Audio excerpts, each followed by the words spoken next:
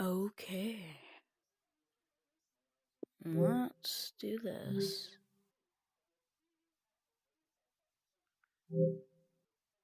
Cavecrave. So, we are going to be going to the Nutyputy Cave.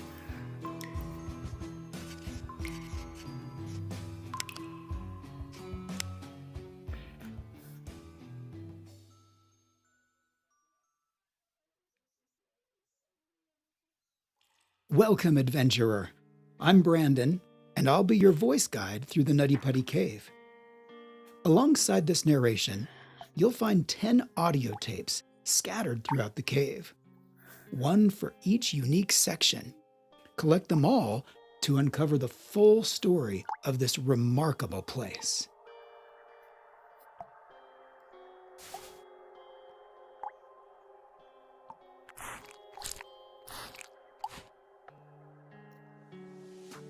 As you already know, Nutyputy Cave is located west of Utah Lake in Utah County, United States.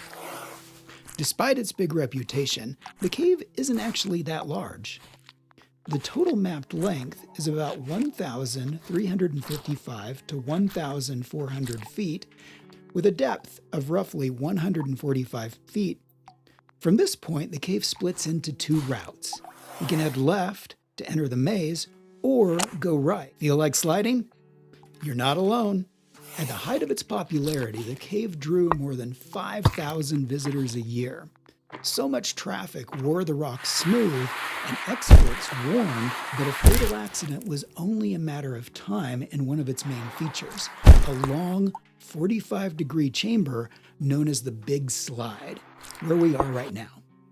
Those safety concerns, along with the growing damage caused by constant use, led to the cave's temporary closure in 2006. They're also the reason for the ladder you'll find at the end of this section. Be careful on your way down. You don't want to meet your end here, especially in a place meant for a very different kind of rebirth we'll soon discover. Look at your watch. The percentage shows how much of the cave you've already explored. Remember, you can rewind or pause the audio guide at any time using the tablet or the menu, which opens by pressing and holding the right stick. Hold it now and try adjusting the audio by touching the on-screen icons.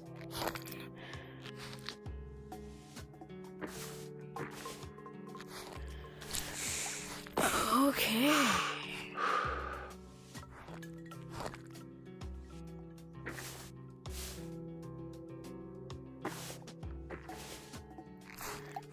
Let's do this.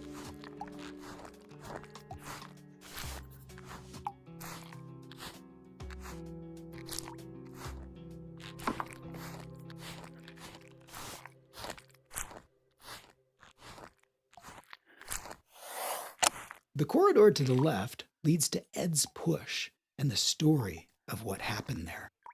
The corridor to the right takes you to the threshold of one of the cave's most famous sections. Its name speaks for itself and has long been a magnet for many spelunkers who came here straight from the entrance. I believe there's little point in describing it further. This is something you'll simply have to experience. See you on the other side.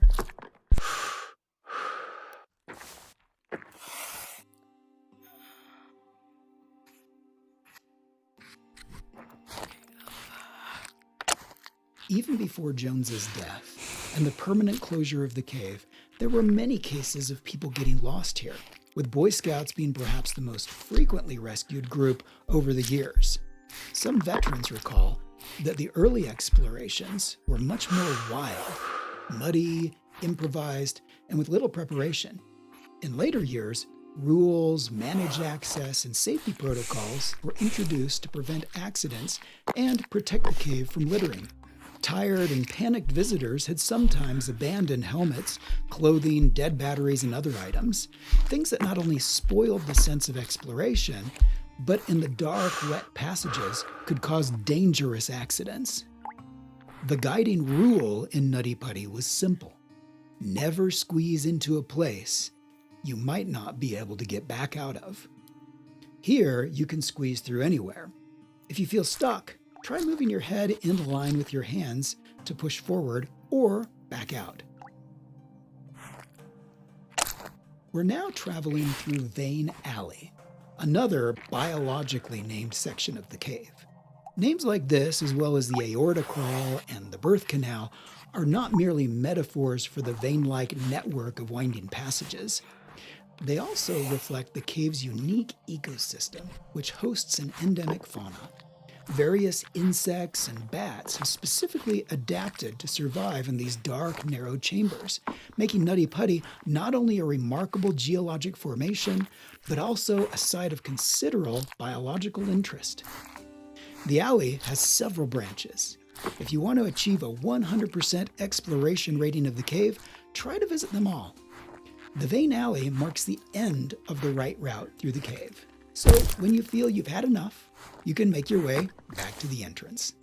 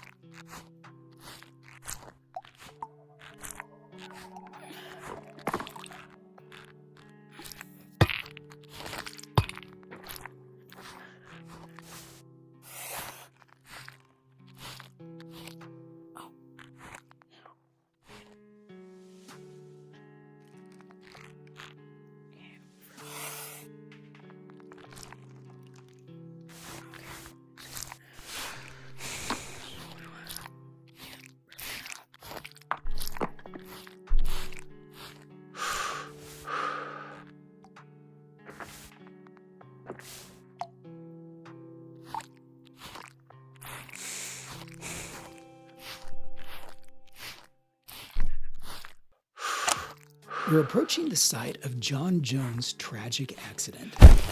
How did it happen? On November 24th, 2009, John Edward Jones became trapped in Nutyputy Cave after entering a tight, uncharted passage that he mistakenly believed was part of the well-known birth canal route. Instead, he had crawled into an unmapped fissure that was far narrower than expected.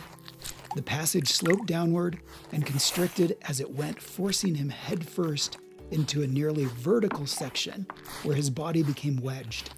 Entering headfirst made it nearly impossible for him to reverse or maneuver once he was stuck. Despite more than 24 hours of effort, rescuers were unable to free him as the combination of the cave's fragile geology, the limits of physics, and human endurance made extraction impossible. In the aftermath, authorities made the difficult decision to leave his body where it was and permanently seal the cave, rather than risk more lives in a recovery attempt.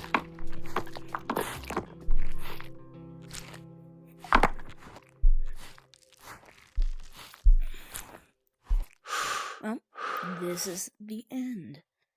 I will see you at school then.